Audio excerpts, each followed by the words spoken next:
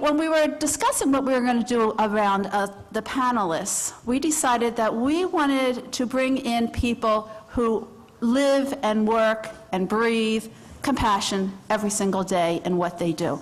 Because a lot of us talk about love, we talk about kindness, we talk about generosity, but how do we apply it in our day-to-day? So we have found 3 people that walk their talk, 3 people who every single day through their professions have to live with this open-heartedness and with this mindfulness towards kindness.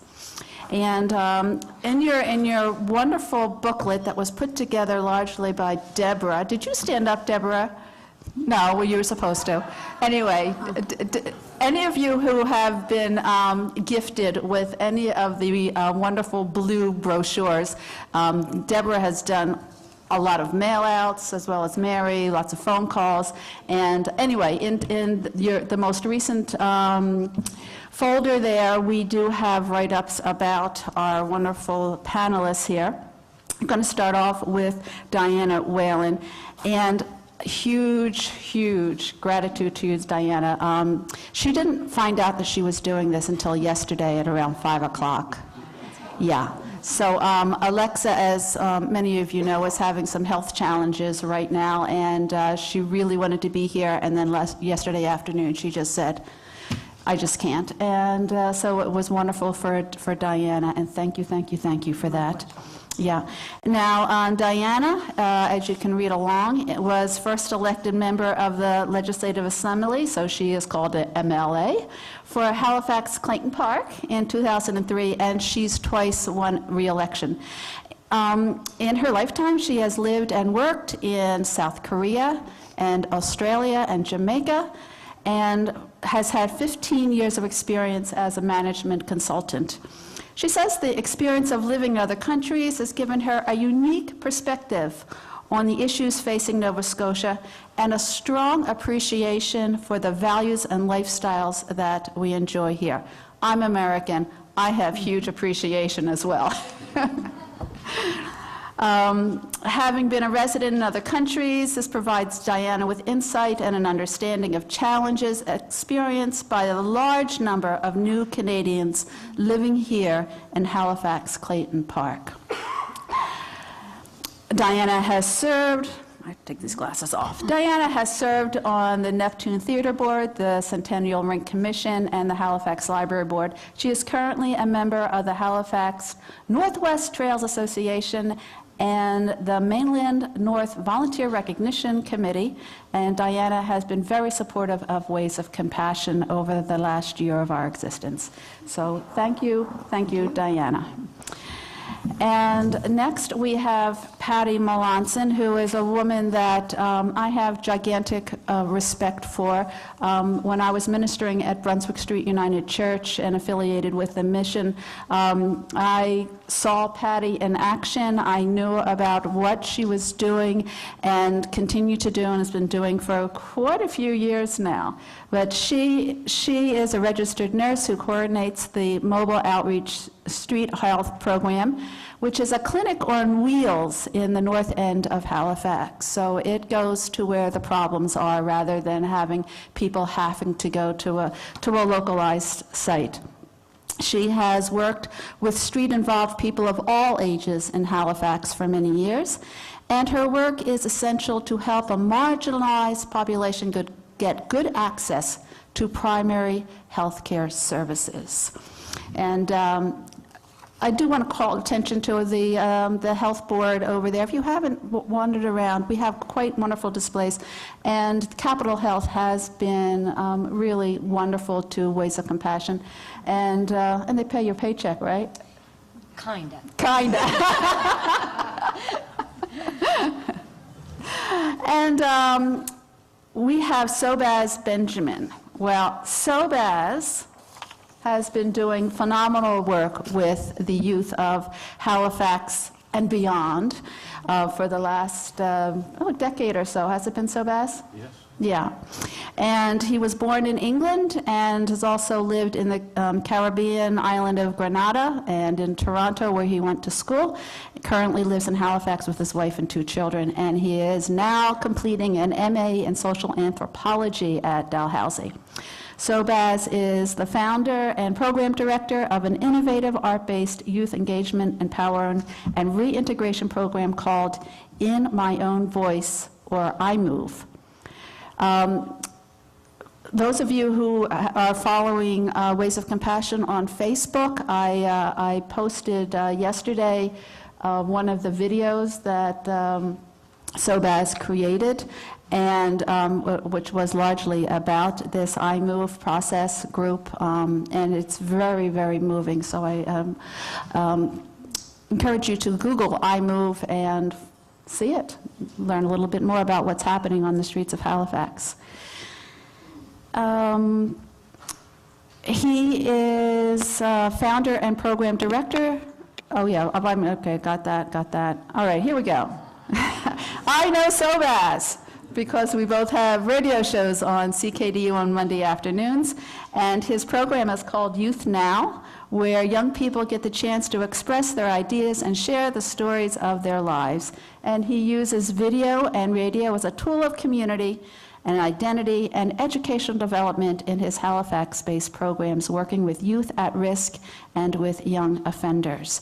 So I've seen Sobaz in action. It's impressive, and hats off to you. I don't have a hat, but anyway, hats off to you, Sobaz, for the great work that you're doing.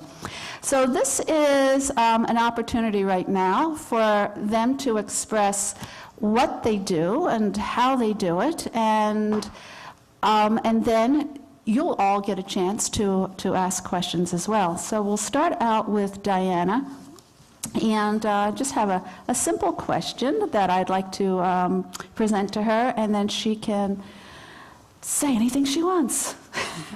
The question is, as a politician and community advocate, how do you use compassion in difficult situations that you encounter?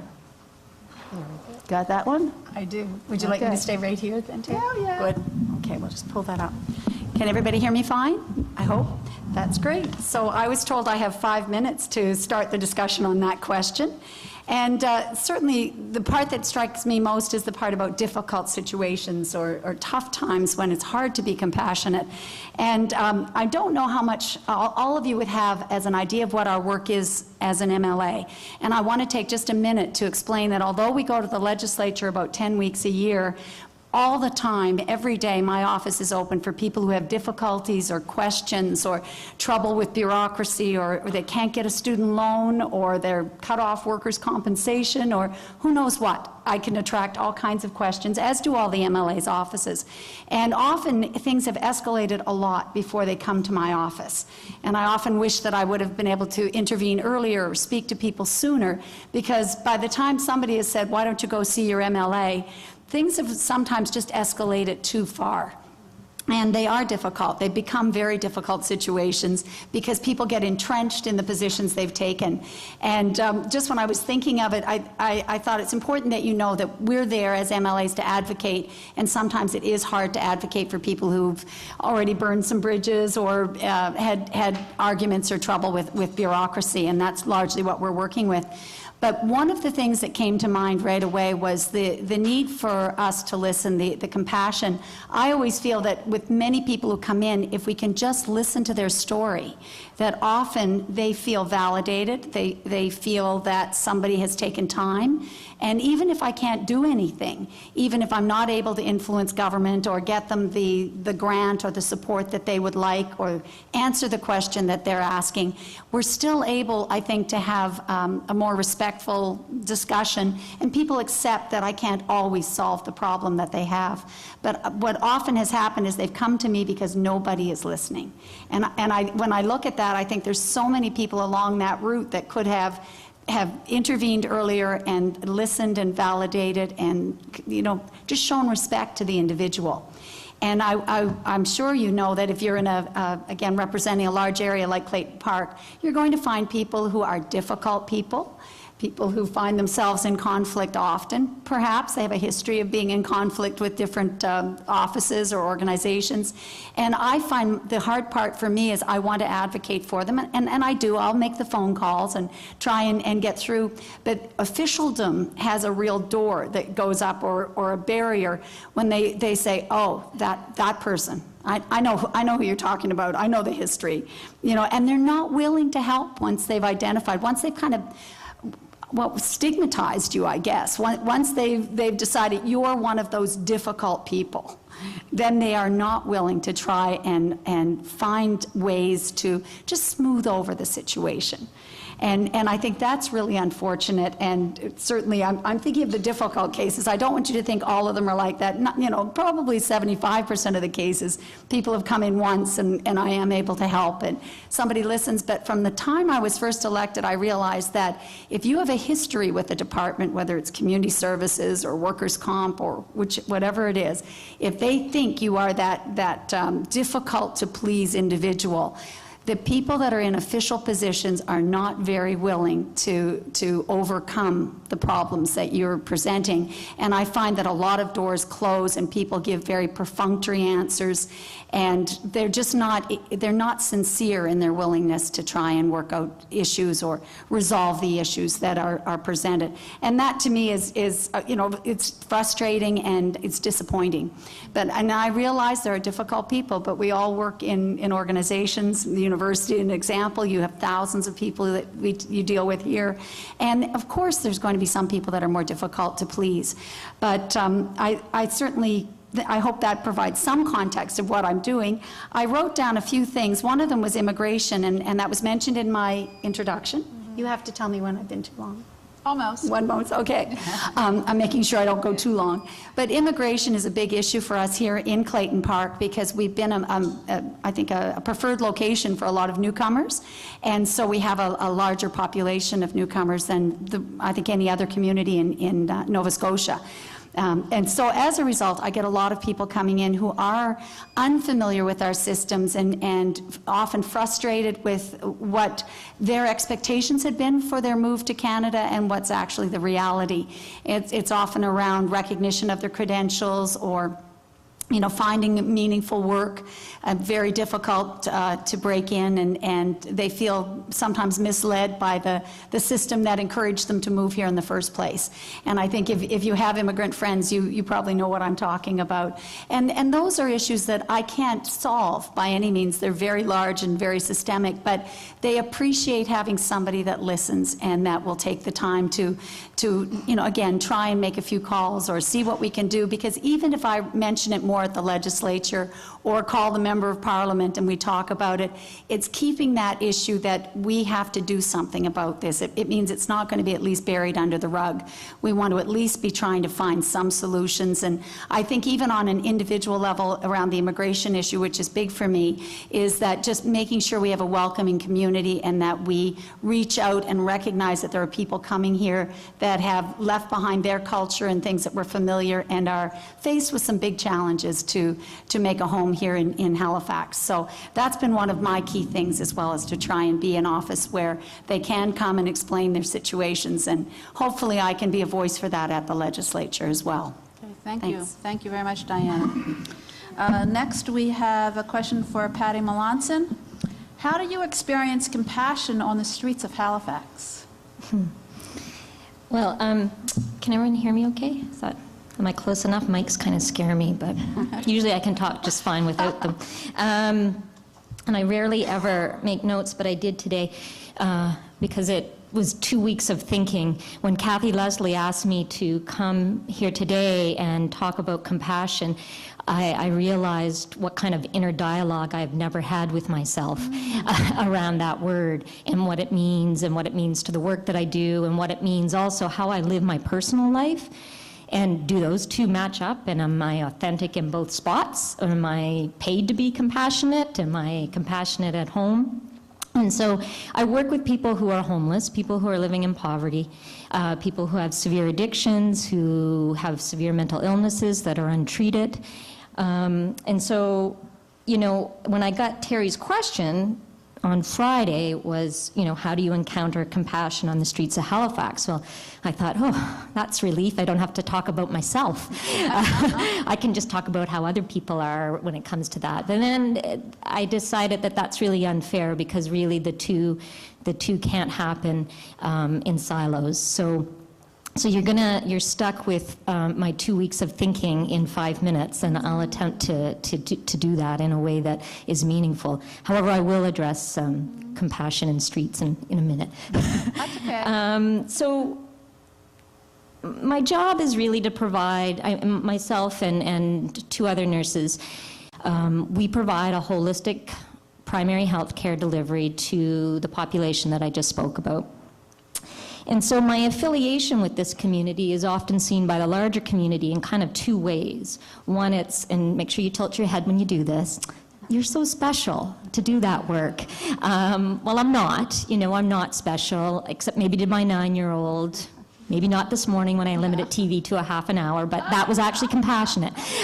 Anyway, and then I get the other, oh, you're such a bleeding heart. And that's often with disdain. So kind of insert disdain into that comment, because often that comes from people who are kind of blamers, or kind of take the position of the, well, that they deserve it, are in that place in their life. And so, Am I either of those? I don't know, right? I think that sometimes perhaps I am kind of the bleeding heart, as you put it. There are some times in which I fix. I do something for somebody that they could have done for themselves. And I reflect afterwards, and I realize that was far from compassionate. And when that happens, I don't feel real good either about our exchange.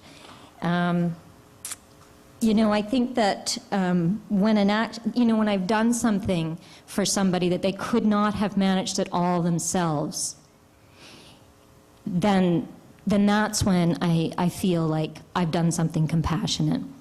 Because, you want people to feel a sense of pride and success and accomplishment for themselves, not at the hands of your doing. You want it to be at the hands of their doing. I'm going to share something now, and I've debated, I don't know, kind of, I guess maybe perhaps all morning about whether or not to talk about this incident, but I think it's a really important one. And so I want to preface it with saying that what I'm about to talk about is a very kind of private thing in a way in my life, and something that I don't want, I don't want to say it and kind of reinforce stereotypes about the community that I work with. But I had a situation last May in which there was an individual at one of the shelters who was there because the system couldn't find anywhere else for her to be. And she shouldn't have been at a shelter. She was cognitively impaired, and she didn't really kind of appreciate the situation that she was in, other than she was fearful. And so I had spent, it always happens on a Friday, by the way. So I had spent all of Friday being a compassionate advocate for this person. So I had been on the phone with the system. We had locked horns, but I stayed firm in my position that this individual needed a different place to be. And so the agreement was kind of reached, and I was, I wanted to see it through. So I offered to take this woman to the group home that was much more appropriate for her. Anyway, I arrive at the shelter, and to do that, and feeling, right, puffed up. Like, I did a good thing all day. I was stroking, right, myself, I guess, a little bit, because we had succeeded. She had gotten out of there. And I arrive, and an incident occurred for her towards me, a physical incident. She was fearful that I was taking her somewhere that was not going to be safe for her. And so after I kind of freed myself from the situation, I thought, oh my gosh, I had this feeling of, why would she, I've been fighting all day for her. Like, I had this kind of, I made it about me. Mm-hmm. And so I decided, and I crouched down, and I think, I'm just going to make her understand that I'm not here to hurt her, not here to take her anywhere. And with that, she kicked me. Now, no, I really don't want any O's. I really don't. The kick was a good kick. You know, it really, truly was, because in that moment, she needed to feel safe, and I continued to make her feel unsafe by not knowing what my role in that situation was. And so, because I was feeding my own ego at that moment. And so I thought, it was very sudden, and it was quick, and it was good, because I got up and I said, I can either go home now, which was I was completely entitled to do, and take care of what I was feeling, but that would have been the right thing to do, is to remove myself if I couldn't be present. Or I could stay and realize where I needed to insert myself in the situation, which again was to be an advocate and to be somebody who could take themselves out of that situation and work in the best interests of the individual. So I think that it's really important, and I tell that story because it connects to the systems that look after and supposedly support the people that I provide. I'm part of a group that provide care to. And we've created systems that frustrate people. And I think Dina had spoken this morning about people come, they show up frustrated and angry.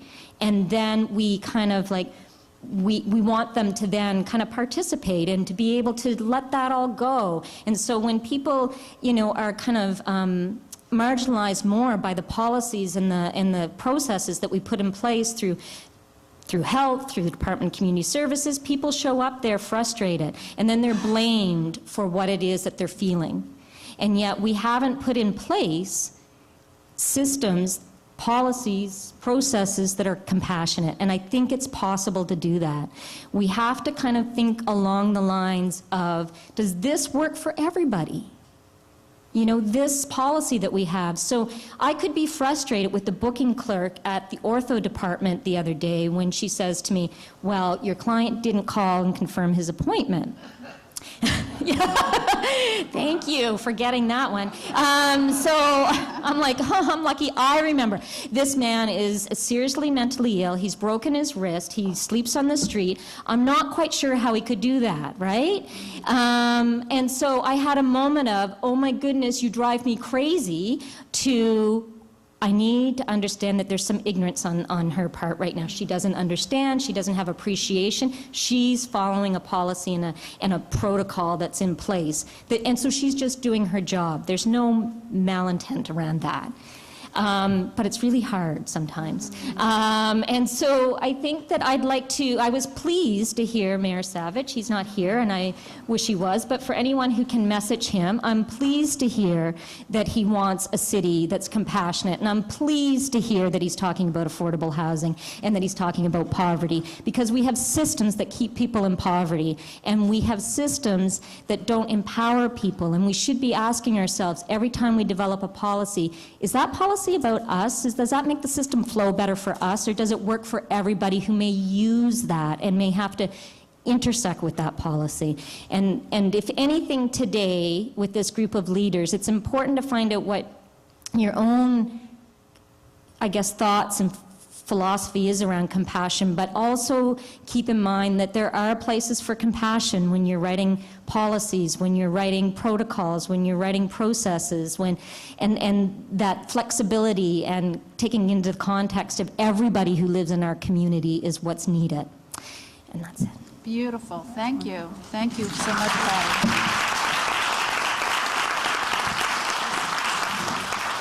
So Sobaz. Yes. How would your work benefit if youth experienced more compassion from their parents, schools, and society? How would society benefit if youth experience more compassion from their support system? I feel that for this one individual in particular that I'm thinking about, I think his life would have been, could have been, might have been different if he didn't experience the hurts that he did from people who we all typically expect to love and take care of him.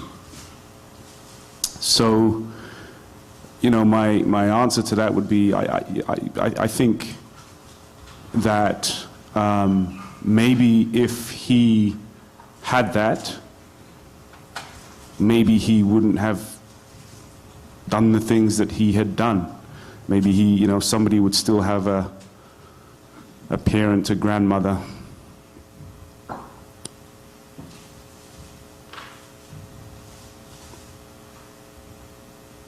Yeah, if he wasn't broken. And I think about how easy it is to slip into the, you know, this sense of the other, you know, and that somehow that person is apart from myself and therefore different and distant, and I think about the challenges of trying to bridge that gap when we encounter difference, whether it be based on gender, sexual orientation, race, whatever.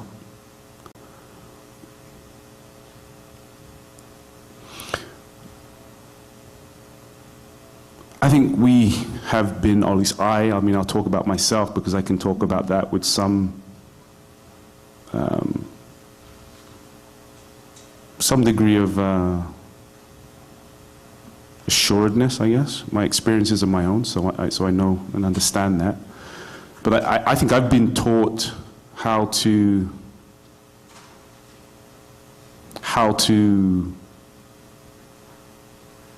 separate myself from others, how to see people as others. And I think unlearning that is a lifelong challenge. And it's interesting to me because when Terry invited me to be part of this panel, I kind of scratched my head and I thought to myself, well, why? You know, I was like, I didn't really, it's interesting that what you said, Patty, too, about not that internal dialogue. And because I didn't think about compassion. I don't really think about, I had to go to the dictionary to kind of, to take a look at what that word meant. I mean, so I had a conventional kind of understanding of compassion. I know when people kind of are at work and they're getting, like, you know, something happens, maybe a parent has died and they get compassionate leave. Or, you know, a judge dispensing some sort of justice, I guess, or, and does, you know, talk about, you know, I've seen it on TV shows and compassionate, you know, falling on the mercy of the court.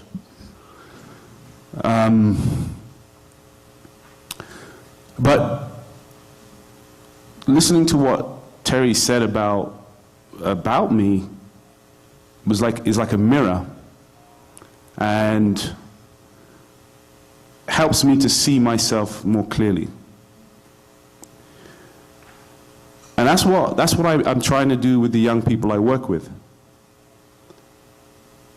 Trying to give them, because very often we did this story a couple of years ago with one of the young people at the Nova Scotia Youth Facility, and his story about this mirror, he said, we talked about this mirror and how other people can be a mirror to you, and you can get a sense of who you are through the eyes of others.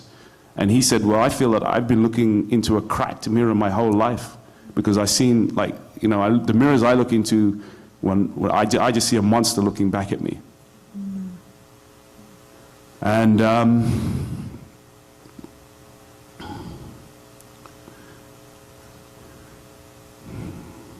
so compassion is something, I think, that is in all of us. But I think our systems kind of beat it out of us in a lot of ways. And I just feel very appreciative of the fact that, you know, somehow by some sort of divine guidance or something, I've lucked out on a path that that has granted me an opportunity to reflect back to others their humanity and have my humanity reflected back to me. And so I just again, thank you for the invitation. Thank you. Thank you. That was beautiful. Thank you so much.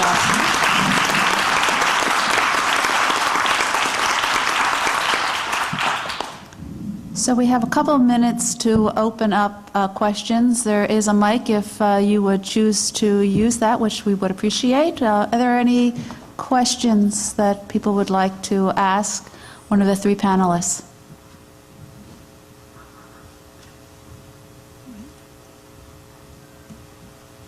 Any questions?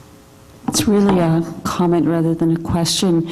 I just want to thank the three of you for each one bringing a perspective so powerful, different in each case, but connected. Diana, I know as someone myself who also works within a bureaucracy, how easy it can be to apply the rules and or to think that person is a troublemaker, so there's no way we can take care of them. So that insight was really very strong.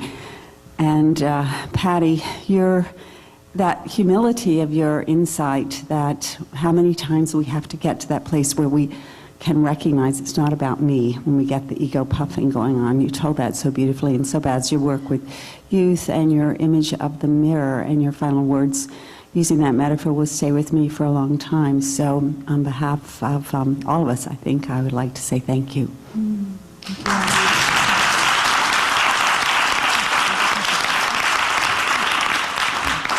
Dennis? Yeah, very, very impressive. What seemed to characterize the three presentations was an emphasis on your clientele, which is laudable and appreciated.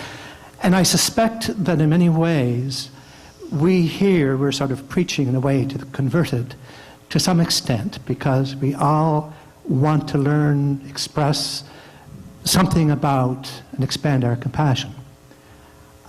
We tend to demonize institutions, and I think institutions deserve that demonization, and I'm one of them. But each of you, and probably most of us, are part of an institution. Regardless of how we demonize them and curse them for the good that they don't do, we depend on them. They are the residents of expertise. They are the tradition keepers. They are the discipline. Because our discipline usually is to be compassionate in our work. What we seem to agree about, though, is that our institutions fail to live up to the gift we made of them, of our compassionate nature. They took it from us, but we gave it to them. I'd like to pose this to each of you in your own way. How do you suggest and recommend that we can contribute, and you can contribute, to restoring the compassionate dimension of institution which we demonize and deserves to be demonized? Dennis, who's the question pointed to? I would like to hear each of you, Okay. because you deal with clients and you probably suffer more from the deficiency of institutions than your clients, because you're in the middle. And I'd like to, each in your own way, at the type of work you do, how you can and how you would suggest we can add more compassion to the environment within which we work and which supports us. Thank you, Dennis. Diana? I'm sure we'll have three very different answers. Again, I'll try and be brief, but I think individually, your call is how can individuals help? I think the discussions we're having here today about compassion, about, even for the three of us, we had to really think about what does compassion mean, and I know we struggled with it at our table discussions. We need to start talking about compassion and then challenging the organizations and institutions to keep that as part of their culture, to make it part of a culture of every, I think of the public facilities and public institutions that we have, but all of them need to start to have that sort of ingrained, and maybe it begins right here with our discussions and us thinking more about it so that we can be more meaningful rather than it just happening by chance. It becomes a meaningful effort. And I know I get frustrated with the organizations that just won't listen or have shut down, and I think all of us have to try and be fighters and just keep hammering away as much as we can to be the voice for the people that can't speak on their own behalf or don't have the literacy or the skills, which I sometimes find, so that they need somebody who can help do that, to try and just open those doors for them that they can't get open. And that's where I'll just keep doing my bit, but I think all of us can do that as well by trying to challenge organizations where we see that they're not being receptive and listening and kind to the public that they should be serving, the people that they were set up to serve. So we do need to help those that can't find a voice. Thank you. I'm not quite sure how to answer that so today, this afternoon at this time will be my answer. It could be different tomorrow, just for the record. I think that this is just kind of a commentary, an observation, but I wonder if the institutions that we've entrusted, the systems that we've entrusted to provide this care, if they've gone to a place of creating the system to work for them more than for people. Mm-hmm. And that perhaps but still seeming like it's working for people. And I think that sometimes, not always, but sometimes policy, I'm using that word a lot, I don't really like it, but we're doing, our rules of engagement within those systems are sometimes based on fear or worst case scenarios that could happen. So we don't want to, if somebody's on income assistance here in the province of Nova Scotia, they need to have a medical note that says that they have 12 appointments per month that warrants them getting a bus pass. So we don't want to create we don't want to create a policy or a rule or whatever we want to call it that says everybody can have a bus pass, because then what would happen? Well, that would be really expensive, right? Then that would mean that we would have to have a larger budget. So what we pick in that is we cause frustration in people. And that frustration sometimes leads to anger, because we've gentrified neighborhoods that people used to live in. Services still live there. People don't live there anymore. They've moved across the bridge, or they've moved in other places where, you know what, they do need a bus pass, and they might not have 12 appointments a week. So I guess that's what I'm talking about, is that we can't expect that, or what do we, like, if fear kind of keeps us chugging, right? If it just keeps us kind of thinking of ways to reduce fear, to reduce worst case scenarios all the time, we never think of how to empower people. We never think of how to build people up. We never think of kind of what's best for people. We only pay attention to what might go wrong. Anyway, I don't even know if that answered it, but that's, like I said, my thought right now. It could be different tomorrow.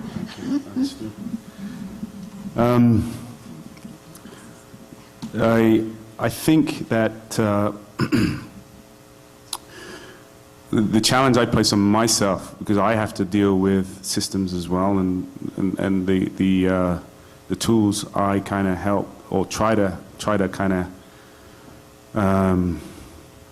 try to help young people kind of create and discover for themselves, is one of, like, know who you are, knowing who you are and being that. And I think ultimately, if you can do that in all encounters that you have, whether with individuals or systems, regardless of outcomes, I think you walk away with your spirit and soul intact. I think that, or at least I'm coming to a place where I think we are teaching others how to treat us as well. And if people have pain, then we're all going to suffer because of it in some way, shape, or form, and at some time. So I think the responsibility of bringing around healing on an institutional or an individual level is on everybody's. It's something that everybody needs to take on, because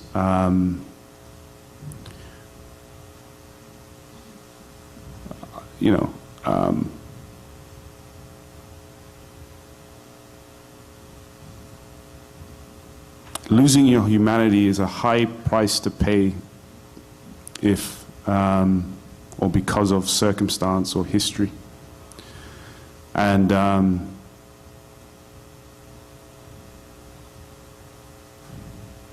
this isn't really not really so much, it's not, I don't want this to sound like a threat, but it really is sort of, the point is we all suffer when one person suffers. At some point that we all do.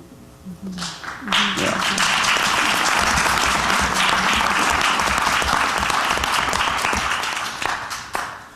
Any more questions?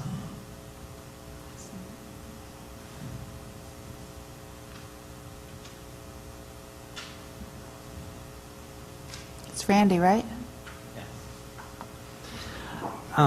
This question builds, I think, on what we've been saying.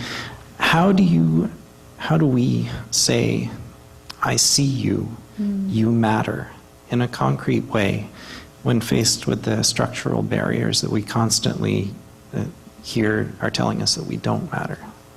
So I'd like to hear from each of you, because you work slightly in different areas, but you're all having that chance to communicate that. Thank you, Randy. I think so.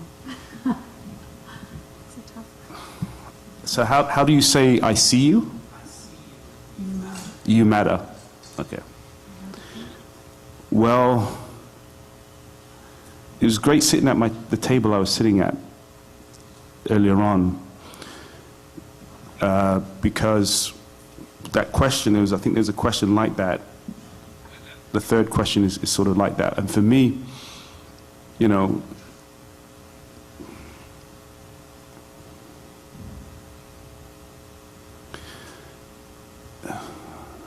I think it was said best by the lady in the red. Diana? No. Jennifer? Jen? Is her Jen. name? Jen? Jen said, love, no, she said, treat other people like you love and care about them? Yeah. And so how do you see somebody? That's how you see somebody.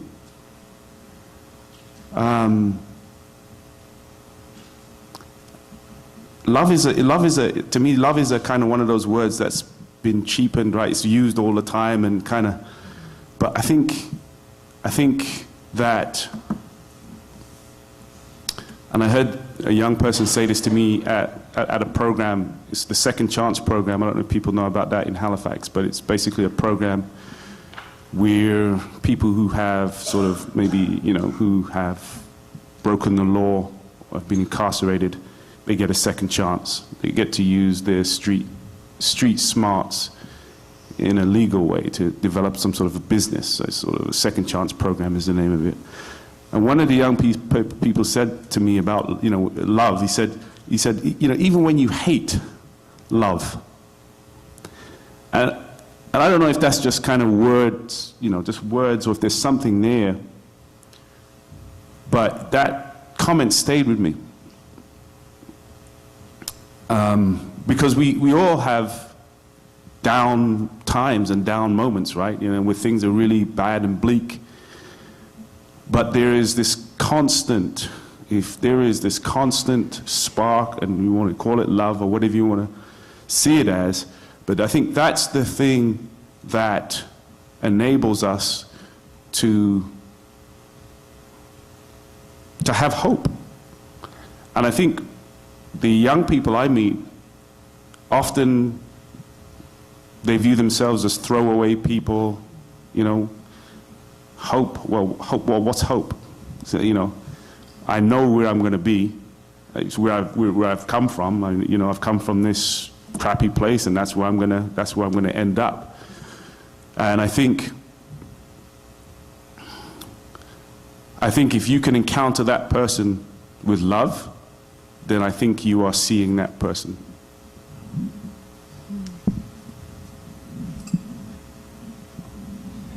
This is not an easy audience. Yeah, really amazing, reflective stuff. And I have to say, I don't know how everyone else is feeling, but you feel a little bit bare naked up here. Yeah.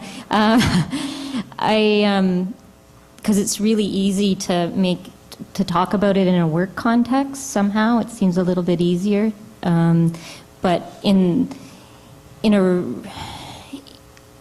I think what I want to say about that is that there's a gentleman who lives at one of our shelters, and he's been there for about 10 years now. He hasn't been housed in that length of time, and he would have been a youth that Sobaz would have probably encountered. So it's been a long life for him in that way.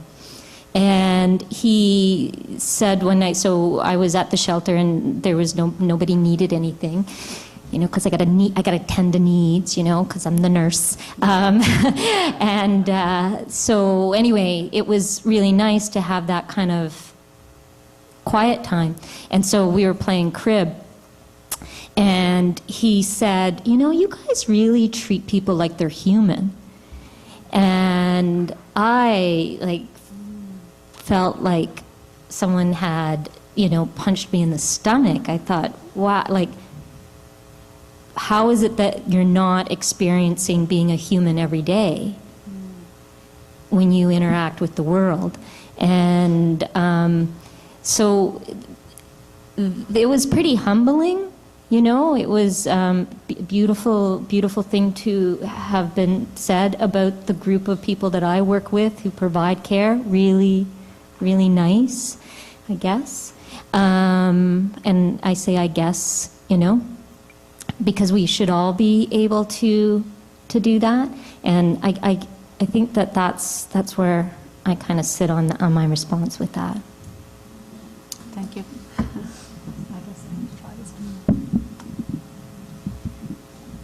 And this is a tough one, again, I would say, but I see you, you matter, you would hope that people feel that way and act that way, but I don't think they do, because we look at people and, I think that we have our stereotypes. It's much easier to care and be compassionate to somebody who looks like you and perhaps talks like you and has, maybe you can relate to them in so many other ways, so then you can be compassionate. It's harder if you meet somebody who just is very different, or you're scared of them perhaps. They're mentally ill, or they have other challenges, addictions or other challenges, or really they've come from very difficult lives.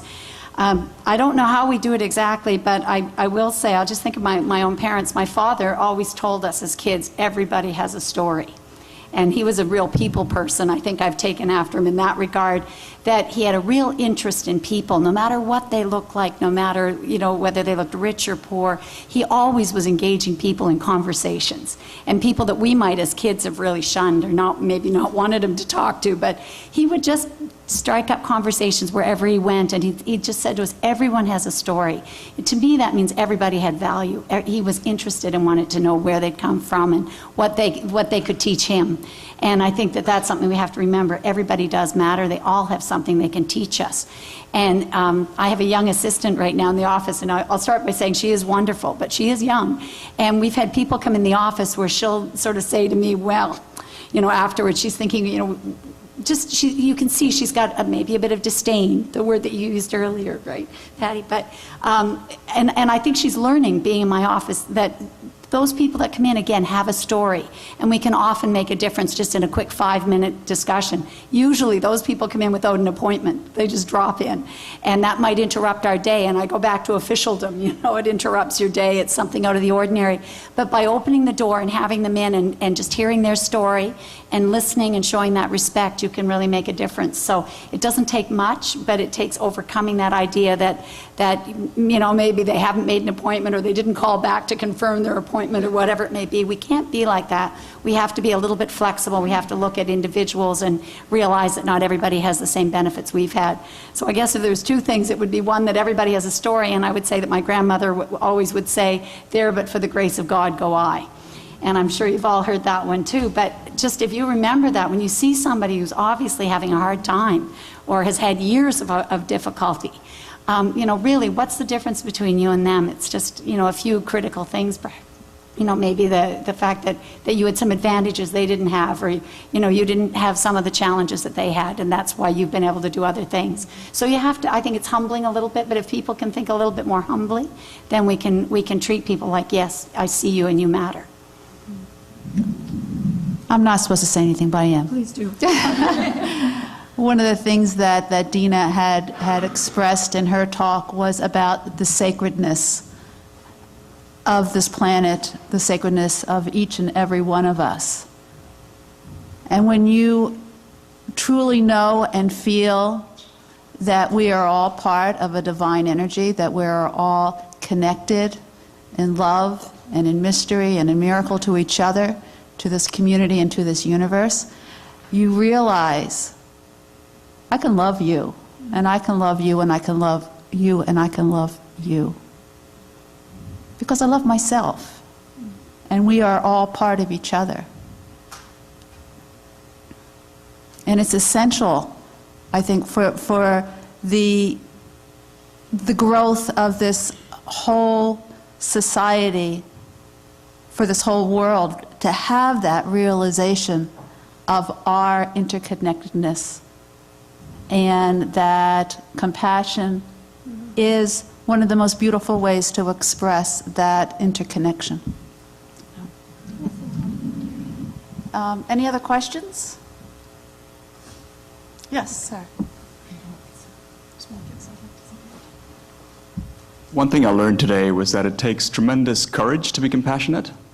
I find myself engulfed by fear and paralyzed by it a lot of the time. So it's hard for me to address, things that I see. And I was wondering how you find courage in yourselves to do the work that you do.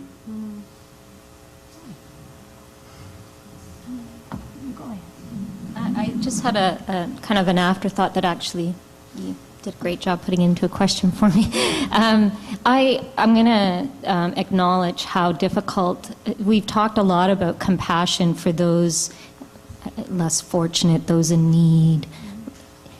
I find it really hard to be compassionate for people who are privileged and in a place of luxury sometimes. And I want to acknowledge that today, because I think that that's my challenge. My challenge is not to sit at the men's shelter and play cribbage with somebody and have them feel that they matter. Sometimes I have a really hard time having the charge physician at the ER matter to me, and acknowledging he or she in that way, because I feel angst and anger sometimes.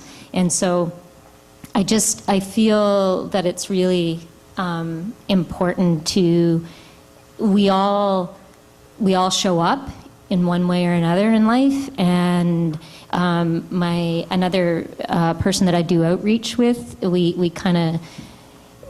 try to check each other around our commentary that we sometimes can have, because it's easy. You want a villain, right? You want a villain. The villains make the world sensible for you. I don't know if all you would agree with me on that, that's fine, but sometimes I feel like I need to, you know, and that's my challenge around, that's where I'm not very courageous sometimes, so.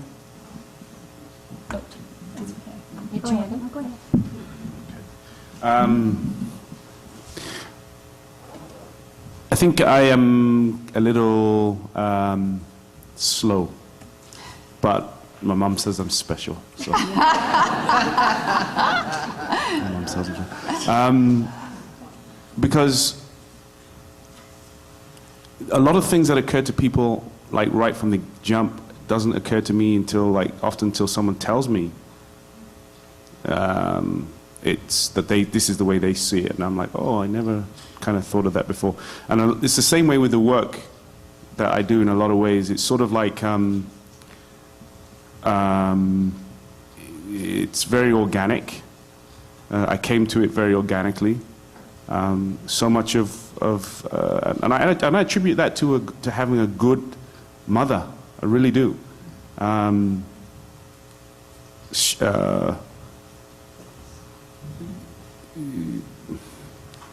So, you know, a lot of the approaches and the practices that we do with the young people we work with come, you know, intuitively for me. And so it's kind of nice when you discover places, like I discovered I don't know if people know about the Resilience Research Center at Dalhousie, and that term resilience, I didn't even kind of know that my work would fit into that category. But it does, and I think, I don't know, I just think that intelligence